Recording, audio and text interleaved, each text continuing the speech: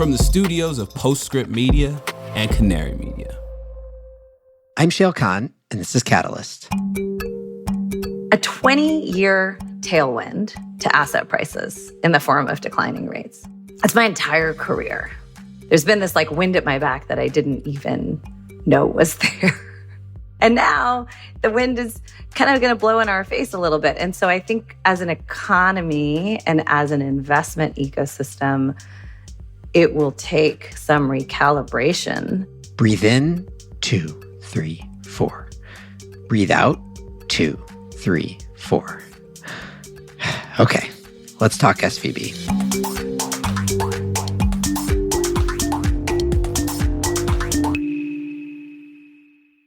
Catalyst is brought to you by The Antenna Group, the OGs of climatech PR and marketing. For 25 years, Antenna Group has partnered with category-leading energy transition and clean economy innovators to build their brands, amplify their stories, and market and accelerate business growth. As climate tech moves from the age of innovation to the age of adoption, the stakes are different now, and they're a lot bigger. And there's never been a better time for your brand to leave its mark. If you're a startup, an investor, enterprise, or innovation ecosystem that's creating positive change, Antenna Group is ready to power your impact. Visit antennagroup.com to learn more. Catalyst is brought to you by Energy Hub. Are you ready to use your skills to fight climate change? Energy Hub empowers utilities and their customers to create a clean, distributed energy future, and they are hiring for multiple engineering and client-facing roles. Energy Hub's platform lets consumers turn their smart thermostats, EVs, batteries, and other products into virtual power plants that keep the grid stable and enable higher penetration of solar and wind. All positions can be fully remote or based out of Energy Hub's Brooklyn, New York, or Burlington, Vermont office. Check out open roles at energyhub.com/catalyst. Catalyst is brought to you by Sealed. The Inflation Reduction Act has created an amazing opportunity to transform the efficiency and electrification market, but estimating energy savings is an imperfect science at best. At Sealed, they take the measured approach. With over a decade of experience getting paid based on real energy reductions, Sealed knows that measuring savings is the most accountable, accessible, and simplest way to scale the market for energy efficiency. Visit sealed.com/measured savings to learn more. I'm Shayle Kann. I invest in revolutionary climate technologies and energy impact partners. Welcome. So if you're anywhere in or even adjacent to the tech or venture capital world, then there's a pretty good chance that the 3-day period from March 9th to 12th of this year was one of the more intense periods of your recent professional life. It certainly was for me. On March 9th, it became clear rapidly over the course of hours that something was going seriously bad with Silicon Valley Bank. By the 10th, anyone who was trying to get access to their money and operating accounts, or anyone trying to get that money out, was stuck as the bank was taken over by the feds. By March 12th, the feds stepped in with a series of measures designed to restore trust not just in SVB, but in the broader banking system, which appeared under threat of contagion at the time. It was intense, let me tell you. But now the dust has kind of settled, at least on SVB. The banking sector is definitely not yet back to normal. See Credit Suisse, for example. And the future of SVB under its new ownership remains uncertain. But the most acute risk that scores of startups might not be able to make payroll on a Monday has been abated, at least for now. So we could take a deepish breath and ask 2 questions. First, what the hell happened? And second, what does it mean? For our purposes, of course, we care mostly about those questions specifically in the context of climate tech, though obviously the implications are much broader than that. So to have that deep breath discussion, I had a great conversation about this with my friend Saloni who you've heard before on this podcast. Saloni's a partner at Galvanized Climate Solutions, has a long tenured history within the finance world, and is a great friend to have, I will say, in the midst of a banking crisis. So here's Saloni. Saloni, welcome. Thanks for having me. Thank you for coming back. I want to start by noting when we're recording this, because one thing that I've learned over the years with regard to financial crises of one kind or another is that things change quickly. We've certainly seen that already in this situation. So we're recording this on March 28th in the morning. So if something major happens, if another Credit Suisse goes down, yeah, exactly. No crystal balls here. It's not our fault that this is dated. Given that, though, let's start by talking about what has happened broadly and where we are today. And then obviously we want to focus in on the world that you and I inhabit, which is in climate tech universe. But let's start more broadly. So how would you describe in brief semi-layman's terms what happened to SVB? It's funny. I'm pretty sure the reason you wanted to have me on to talk about this is because I'm like the one person who's old enough to have actually been around in the last crisis and have lived through it in a pretty different seat. But I would say, okay, so taking a step back, I think hopefully this is not too kind of rudimentary, but I'll spin through it quickly in terms of just what a bank is and how a bank balance sheet works. So banks kind of by design are money multipliers who take kind of demand deposits, essentially your checking account, your savings account. We can talk separately about what the sweep accounts were because those got a lot of press during this whole during the whole unraveling. But they take short-term demand deposits. Those are their liabilities. It's an obligation that if I put my money with the bank and then I decide I want it out, I can come get it. And then they deploy those liabilities as assets. Assets are their loans. They lend the money out. People pay them interest for lending the money out. And again, by design, banks are short liabilities, longer duration assets. And so that sort of, people talked about the duration mismatch, which was particularly egregious here, which is part of what contributed to the run. But that is a feature, not a bug of banks. And that's how, with a small amount of shareholders' equity, they're able to actually lend substantial amounts of money into the economy. So what happened in the SVB case? I mean, you kind of have to go all the way back. The bank grew incredibly fast. So as the Valley grew, or as the venture ecosystem in particular grew, I mean, I checked these numbers before hopping on. I mean, SVB had $60 billion of deposits in 19, is that year-end 19, $100 billion at year-end 2020, 190 at year-end 2021. And they were at about 175 at year-end 22. And so what happened is the bank was growing so fast and companies were raising venture rounds. Those venture rounds, they would then turn around and deposit that money in the bank. What happened was the asset side of SVB's book couldn't keep up. So they were loaning money out, but they couldn't loan it out quickly enough. So what did they do? They went out and bought other people's loans. Those included the loans of the federal government, included some mortgages. They were exceptionally long duration. They bought those loans, so assets to them in a low rate environment. When rates go up, the value of loans and bonds goes down. This is happening to every bank. We currently, the stat I saw that the FDIC had put out was like a $600 billion hole in bank balance sheets across the US. It's a massive hole. Everyone has it because everyone was previously lending in a lower rate environment. Rates have gone up. Everybody's loan value has gone down. SVB undertook a transaction to say, look, we've got a bunch of money tied up in loans that are pretty low rate. We'd like to lend it out at a higher rate. We'd like to give ourselves a little bit of a cash cushion, whatever it is. They sold a book of loans. They took a loss. And in the presentation, when they sold those loans, they said, look, don't worry, we took a loss, but we're going to raise some capital with it. They didn't have the capital raised already. That transaction was going to happen. And basically, and other folks have been watching this for a while. It was in their 10K. This was not a hidden thing that they had these mark-to-market kind of, I don't want to say impairments, just mark-to-market effects on the asset side of their book. But when they put that out there and said they were raising cash, we had an old-fashioned run on a bank. And what they had was a level of depositor concentration. Two things. They had a bunch of uninsured deposits. The FDIC insures $250K per account. Of course, most startups are leaving way more than $250K. And the problem with that is you're exposed. If the bank goes under, you lose your money. As my kids asked me, wait, does that mean when you put your money in a bank, you're like gambling?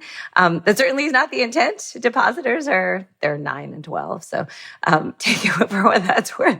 We certainly don't think we're gambling. And it's sort of kind of unthinkable that a depositor would have to assess the creditworthiness of a bank when you put your money in it. That's what you hope regulators have done. But what happened, because people genuinely felt like their money was exposed, there was a ton of concentration in terms of venture capitalists with portfolios that spanned a lot of companies. When they told their companies to pull out, it all happened very fast. I mean, and I'd say that for me is the biggest difference between this and, what happened in '08 is this played out at like warp speed. It's like the lightning fast forward button. Like it was bonkers. It happened in a matter of hours. Yeah. I mean, it was that people have called it the first bank run of the social media era. And like, that's very true, right? You said there's high concentration. So Silicon Valley Bank was particularly exposed to this group of like high-tech startups who are all super plugged in in the first place. And second of all, ultimately are all in like kind of one sprawling web. And so are highly connected to each other. And so where, you couldn't have this like, It's a Wonderful Life, like line out the door one by one, pulling money out of the bank. What you had instead was this like rapid fire 24 to 48 hours of sort of everybody catching on to the same thing happening at the same time. And then once the momentum builds on a bank run, like it's kind of impossible to stop. You did an incredible job there of actually encapsulating what happened into a very brief span of time. I'll maybe add one additional layer of detail to one of the things that you said, which I think is sort of the key point on how this all came to be, which is that everybody knew SVB was sitting on these out of the money loans, right? They bought loans with low interest rates. Interest rates in the market went up. That means the value of that loan book goes down. However, they didn't have to mark that decline if they were going to hold those loans to maturity. So if they were just going to sit on those loans. Yes, there's two categories. There's available for sale and there's held to maturity.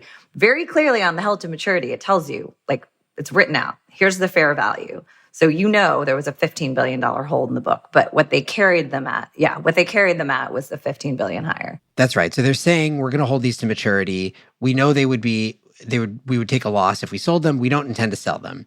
Then suddenly they needed cash. They had to sell them. They had to raise cash to pay for it. And then that triggered this whole thing. So here we go. Now we have the bank run. The Fed steps in, guarantees the deposits. Now SVB or the big portions of SVB have been sold. So the sort of SVB portion of this story, we'll come back to it in terms of the ramifications on the climate tech world. But let's move on from SVB because the sort of bigger, broader impacts are the question of what are the reverberations from SVB and is there a contagion effect? Obviously, we started to see this happen pretty much immediately with Signature Bank and then First Republic and some others.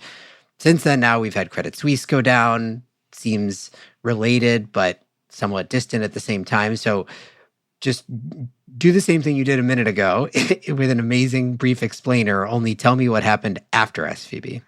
I mean, essentially what SVB did in my mind was highlight this inherent dynamic in our financial ecosystem, which is you have demand deposits and longer duration assets. And again, on the SVB side, you had particularly long duration assets, but they weren't risky assets to your point, right? They were. And by the way, that was another difference in '08 is we had subprime mortgages on the asset side. So there was true impairment of principal, even on held to maturity instruments. I think what started basically after SVB was everyone started looking around and saying, wait a minute, obviously, is my bank next? And what characterizes a bank that could be next? Is it the nature of their asset exposure, how long they went out? Are they too big to fail or not? Did they take, crypto risk? Do they also have exposure to an analogous community? So in the case to First Republic, high proportion, I think north of 70% of uninsured deposits. So depositors who are, savvy, connected, live in the same place that the SVB folks lived. In many cases, the secondary bank for someone who banked at SVB was FRB. So they immediately just were so spun up about, making sure they understood where their cash was. They turned their sights to, their next institution. And so I think essentially we just, again, highlighted if everyone did what they had done before, which is just sit, only go to the bank and get their deposits. Again, SVB had this particular dynamic where the reason its deposits were declining, right, is because the venture capital ecosystem had really slowed down in terms of new funding. So cash deposits of venture companies were declining. These other companies didn't necessarily have that same dynamic, but they had some version of exposure, and any exposure now made people really nervous. And everyone, I think JP Morgan account openings were through the roof. The big four top banks perceived as too big to fail. And candidly, from a risk perspective, with more diversification in their depositor base and a higher proportion of insured deposits in the depositor base makes you feel better about being a part of that deposit base, even if it costs you, some basis points on interest, relative to being in, what candidly are these banks that were wonderful institutions that were higher touch on service, that, were really parts of the community. And I think, Signature is another regional bank, kind of had some of those exposures as well. So the result of that is that there's been, to some degree, a flight of capital from a broader array of smaller regional banks toward, as you said, the JP Morgans and Bank of Americas and Merrills and so on of the world. And then we've had this sort of other thing going on in Switzerland, where Credit Suisse, which had been, sort of teetering a little bit for a while now, finally toppled and had to get acquired for a song, as far as I can tell. To what degree do you view $3 billion, couple songs? Yeah, right. I mean, I guess it's a big song. It's I don't know. It's a really it's an operatic. Yeah, song, sort of an epic song. To what degree is that related, caused by what, the spark that was SVB, or to what degree is it just sort of like a broader function of what's going on in the macro world and things specific to Credit Suisse? Yeah, I mean, I think what is emblematic about what happened is you can't necessarily predict what will spark a bank run. I mean, in this instance, it was, certainly if they had known in hindsight that presentation was going to spark a bank run, they wouldn't have done it. They didn't think it should. In fact, they had come out with a capital plan to, kind of fill the hole. And by the way, they weren't telling folks anything new about, sort of where the available for sale securities were trading relative to, anyway. So it's hard to know what's going to spark it. I'd say on the Credit Suisse, it did seem like it was primed. It was sort of a dried out forest waiting to see what was going to light the spark. They had material weaknesses that they had to correct over time and announce. There were sort of there were the trading losses from that hedge fund years ago. And so there's just sort of been, perpetual questions, I'd say, regarding bank management. And I think that is kind of one of the underlying kind of messages from this whole situation as well, which is bank management around risk posture, around how they are even appreciating and internalizing the risks they're taking, whether they're duration risks or trading risks or reporting risks.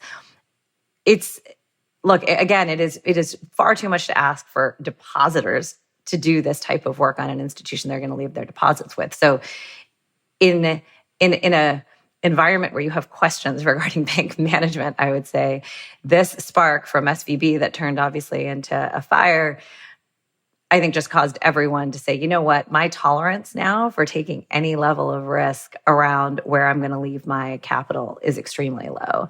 And these things happen head-spinningly fast. And so I think in that case, I don't know, the regulator stepped in extremely quickly. They made borrowings available to the bank, but then the UBS deal was brokered pretty darn fast. You don't want to wait too long because then you're left with nothing because all the capital has been pulled out of the institution and the franchise value has been deeply damaged. So definitely related, but also definitely primed, in my view, for a spark to kind of ignite.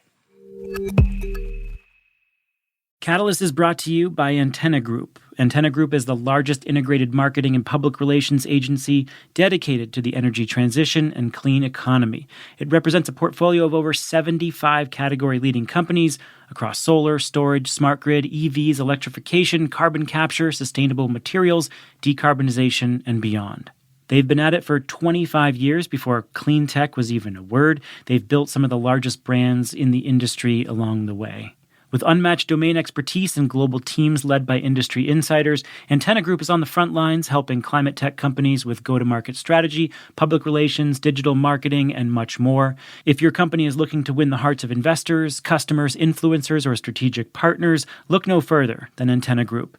These guys are also hiring like crazy, so for all you climate communications warriors out there, go to antennagroup.com to check out job openings or to work with them on your PR strategy.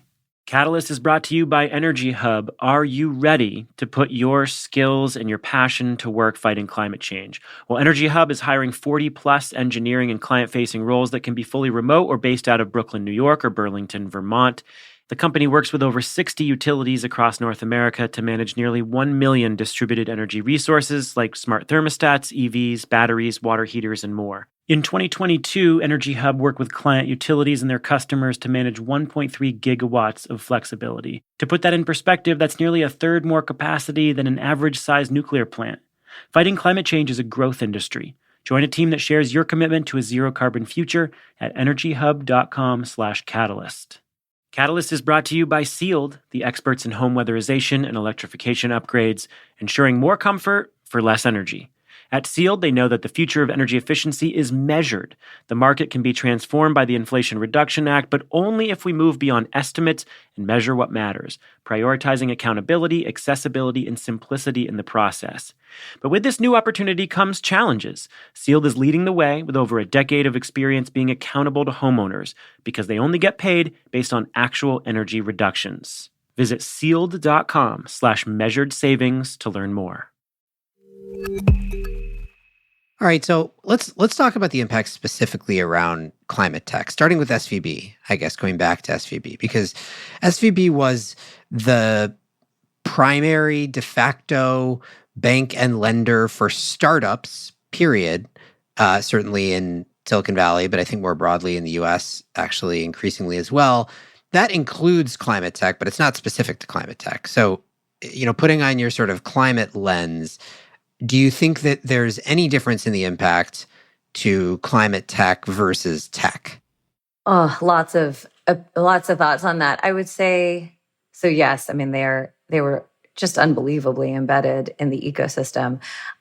I'm a big believer, and I say this in the context of the climate transition as well a lot, which is, ultimately, this is about people being willing to do the work to take certain risks or invest their time in an ecosystem. And so I thought what was unique about SVB is they had really taken the time to do the work to understand what are the needs of young companies, what are the needs of a founder. And then also very specifically, there was that, Times article on how SVB was, in many ways a climate bank. I mean, they had really taken the time to understand the climate ecosystem, understand the transition, understand what are the different kind of unique challenges of climate companies. And so I think, yes, generally there was a profile of capital consumptive company that had access to, debt capital to effectively lever, kind of a later stage round and extend runway. I've heard so many stories of companies who are like, nobody else would let me even set up a bank account. The KYC requirements, the way to navigate the system is so onerous. Getting an account set up at one of these large institutions that isn't as service oriented can feel like a total labyrinth, can take much longer. And so I think they had invested the time in both startups and in climate in particular in a way that I haven't seen other institutions do as deeply. And I think that will, it's impossible that will not have an impact. Yeah, no, I mean, I think one of the things that I think a bunch of folks woke up to in the wake of the SVB collapse was how embedded it was in many different ways. I mean, yes, obviously it was a lot of startups had their deposits there. A lot of other startups had venture debt agreements with SVB, but also SVB, for example, was a major financier of community solar projects. Right. It's like 60% of community solar projects. Yeah, that was in that same article. I think it's sort of like a remarkable stat because it's such a huge, and again, I'm sure a lot of it is in this area, so some of it has to do with geography as well, but it's just and they know those companies who are doing that work and doing that project development. And so they're able to kind of understand the holistic profile of the risk in a way that a lot of banks probably look at it and say, what's that? To what degree do you think, nature abhors a vacuum? This is an opportunity. Climate tech, I mean, again, stepping back, I think climate tech has been, at least on a relative basis, more resilient as an early stage tech sector than the broader tech world, certainly than the sort of enterprise software world has been over the past couple of years. So if you're looking at this and you're an enterprising, young bank and you're saying, wait a second, like there's a market here to be tapped. This is not what took SVB down. It wasn't because they had a bunch of deposits from tech companies or even climate tech companies. Maybe I should step up and, try to figure out how to embed myself in this ecosystem. That could be the new iteration of SVB under its new ownership. It could be other banks. So I guess the question is, do we think is this a gap that will remain to be filled for a while, and it's going to make it harder for early stage climate tech companies or those trying to finance community solar or whatever it might be? Or is this really just, the opportunity is going to shift from SVB to SVB 2.0 or from SVB to some other bank? I think, so first of all, that's the beauty of capitalism. It's an opportunity. I'd say, there's a role it played in the technology and innovation economy writ large, and climate in particular, that is clearly an opportunity for someone to step into. Will it look exactly like what it looked like in 2021? I think that will take a very long time. I don't expect we'll go all the way back there. But in terms of an institution investing into this vacuum, it feels primed for it in my mind. So, and you're already seeing it start, right? I mean, the outbound calls came, bring your money here, and so in my mind, that's already happening. People are stepping into the void. It's a little bit of a fray right now. Everyone's like, is that a safe institution? Is that a safe institution? Everyone's still sort of trying to things will take a while to settle, but that will happen. I think part of what made this business an exciting business to be in, again, the innovation economy writ large, kind of the venture-backed economy writ large, was because it was working. My understanding of sort of that lending side, that the venture debt lending side of SVB's business is, it wasn't a loss leader. It wasn't super profitable. It was really just a really powerful way for them to develop a partnership with these young companies. So then as they scale, they could, you heard stories about large public companies with hundreds of millions of dollars sitting in their account at SVB. And that, they had laid the groundwork for that many, many years prior. And so I think on the climate side, the thing I always feel about our markets and this opportunity is it's not going anywhere, right? This wasn't like a flash in the pan. This isn't tonal, a lot of people were doing this in their homes back during COVID and now they're not. This is not a fleeting opportunity, sadly, candidly, the physical manifestations of climate change are getting worse and worse and worse. So yeah, I think that in fact, it may be the only category where the less of it we do, the more of it we need. That's a good framing. And it's not, you just can't put, you can't kind of undo the problem, at a pace that would eliminate this opportunity again, if only we had a silver bullet. So yeah, so I sort of feel like that's part of what's driven the climate funding ecosystem to be more resilient. We also didn't have as many incredibly stretched valuations, I think, in our ecosystem as well. We certainly had some. I know you're saying both of us doing investments. It certainly was, there was certainly, it was stretched, but I'd say as you're seeing, what happened in the general tech ecosystem, just maybe it's the numbers, or kind of maybe less out of whack, although certainly room to recalibrate. So I think folks will step into the void, but I do think we need to recognize that it's not going to, SVB's fixed. We're just going to snap back to what it used to look like. And cost of capital is going to go back to what it used to be. The ability to access capital in the form of, debt lines and the ability to sort of your expectations of, the level of service and, you're going to get from financial institutions. I don't think we're just going to snap back just because SVB's been bought. Can I run a theory that I heard a couple times by you in terms of a potential net positive impact that this whole thing could have on climate tech, which was, this is a bit of a bank shot. Lay it on. Yeah. Okay. So the theory was basically like this whole financial shock would cause the Fed to raise interest rates at least less than it otherwise would have, if not stop raising interest rates. That would be good for climate tech. That'd be good for tech in general, probably, but be good for climate tech in particular because the infrastructure side of climate tech is capital intensive and really sensitive to interest rates. So there would have been, there's an argument that if that were true, it would have at least a marginal positive impact on climate infrastructure.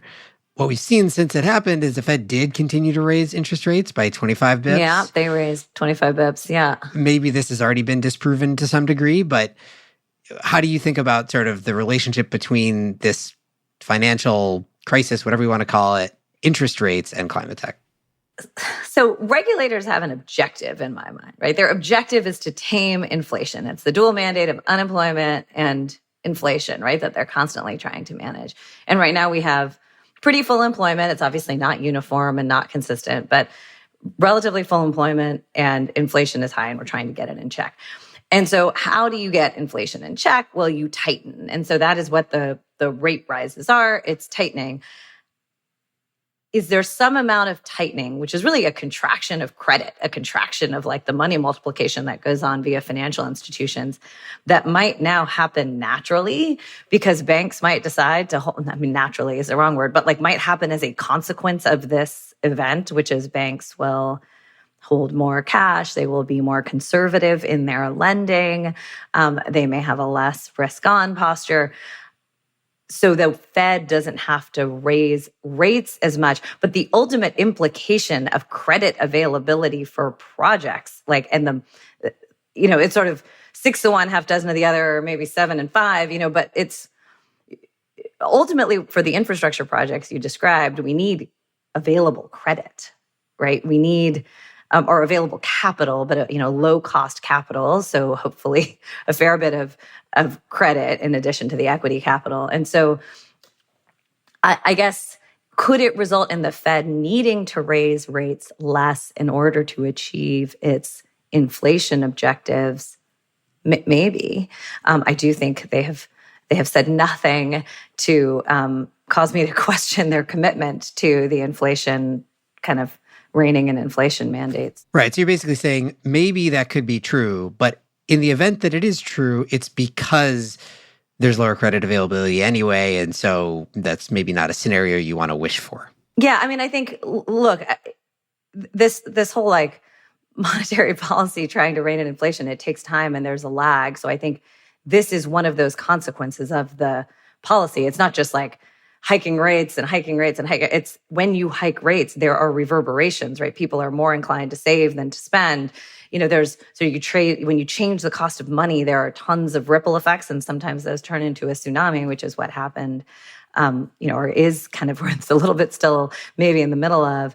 And so to me, it's all sort of one big, to say like, well, this thing happened, and so they'll stop this over here. To me, it's all part of sort of the series of actions and consequences related to rate hikes necessary to tame inflation. Okay, do you think there are any other sort of key areas of impact specifically on climate from what we've seen so far over the past 3 weeks that are worth talking about? I think that we've covered, most of it. It's, debt for infrastructure, climate infrastructure. It's, general climate tech for innovative companies, cost of capital going up. The community solar thing is another flag. I think we'll continue to see it just given the capital intensity of the transition. Yeah. Okay, so then stepping back again from climate tech to the broader world. So let me mix and probably totally ruin two metaphors. So you talked about the forest fire version of this. I'm going to switch to a different natural disaster. So let's imagine that this was an earthquake. Either right now we're having some aftershocks, right? Like the earthquake happened.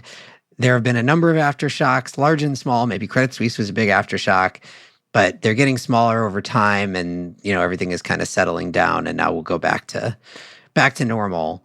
Or we were in a building, there was an earthquake, and what it did was sort of crack the edifice of the building a little bit, and now we're kind of waiting to see what happens, but at some point there's going to be more damage of one sort or another. Where do you feel like those are two different scenarios. Are we in a building, or are we just living through earthquakes and aftershocks, but like not underneath heavy objects? I feel like those were pretty close to being one good metaphor with two. We were in a building and there was an earthquake. Apparently we're still in that building. Still in the building. There's heavy stuff that could fall on us. We're really holed up in this building. No, the point being like, is it over? I don't think the impact of rising rates on the innovation economy and climate tech is over. I think, again, I don't think we can expect that this will pass and we're going to go back to what it was in 21, early 22. Are there going to be other sort of punctuated events that kind of smack you in the face with what the implications are? I would be surprised if there weren't. I think, this rate rise is dramatic. We're basically in a declining rate environment for like 20 years. There was sort of a run up and then, down, and they eased during the '08 crisis. But a 20-year tailwind to asset prices in the form of declining rates. That's my entire career. There's been this like wind at my back that I didn't even know was there my entire investment career. And now the wind is kind of going to blow in our face a little bit. And so I think as an economy and as an investment ecosystem, it will take some recalibration as we internalize what that means for the cost of capital, particularly for capital consumptive companies. But then, on the larger, in my prior life, for larger companies with leverage, that also introduces, really meaningful impacts on your cost of capital and the decisions you make around, when and how much to invest in your businesses. And then all of those decisions have consequences. And so I guess of your two analogies, I would say you're in the building. There's not like necessarily crazy heavy stuff that's going to like knock you out sitting on the shelves, but there's going to be things falling. And as the aftershocks happen, it's going to shake some things loose. So is it both? Can I combine them? You're in the building experiencing the aftershocks. Yeah, see, the building thing works. You'll make it through. You're going to make it through. But it's going to require an adjustment period. And I don't know. I mean, I certainly feel like we're feeling it in terms of just kind of everyone finding their footing as we're all adapting to a completely different context. And it's not just a temporary change in context. I don't think that it's like a blip that will pass. It is an enduring, in some subtle and in some really dramatic ways, just, new backdrop to the work we do. I'm going to further extend and just like completely ruin this metaphor, which is, I feel like what happened to a lot of companies is they were in the building, the earthquake hit, they spent, a few days to a week basically just like, oh my God, everything fell and everything is broken and I got to put it all back together and like get the bolting things to the wall. Yeah, exactly. Bolting things to the wall. So like that was the immediate impact 3 weeks ago. And then they got through all that and they looked out the window and the weather had changed. Right. And so now we're in kind of a scenario where we are not back to pre-SVB days. It's not like it was before, but it's not quite as immediate for most companies as it was in the like 72-hour period from March 9th to March 11th or whatever it was. Yes. It will not feel as acute, right? There was an acuity to that weekend, like those few days that weekend that was hair on fire, payroll on Monday. I mean, it was truly, it felt existential for so many companies and so many of us. I think it will be kind of a steady, it will be just a steady, and we'll all sort of, muddle through together, I think. All right, Saloni, timestamp. It's 8:44 a.m. on March 28th. As of this moment, all the things that we said are current. We'll see when it becomes stale. I'm hopeful that this will be true for a while because that'll mean that nothing like crazy happens. So, what's your over under? When do you think the next aftershock happen? I don't know. I don't think there. I honestly don't know. I can't be in like macro. Did you feel the actual earthquake last night, by the way? I know I read that there was one, but apparently I was Oh my sleeping. Gosh, you're a very heavy sleeper. You felt it? I mean, that's interesting. Oh my gosh. We all, my kids, like we all like jumped out of bed. Oh, I have a young baby. And so when I am sleeping hard. I will say that. Fortunately, he is too. It's a very good quality. Yeah. Survival. All right, Saloni, really appreciate you coming on. Thanks for doing this. Saloni Multani is a partner at Galvanized Climate Solutions. This show is a co-production of Postscript Media and Canary Media. You can head over to canarymedia.com for links to today's topics.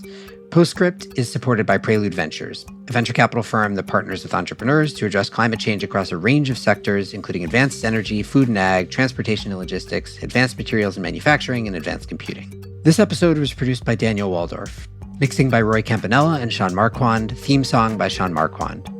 I'm Shayle Kann, and this is Catalyst.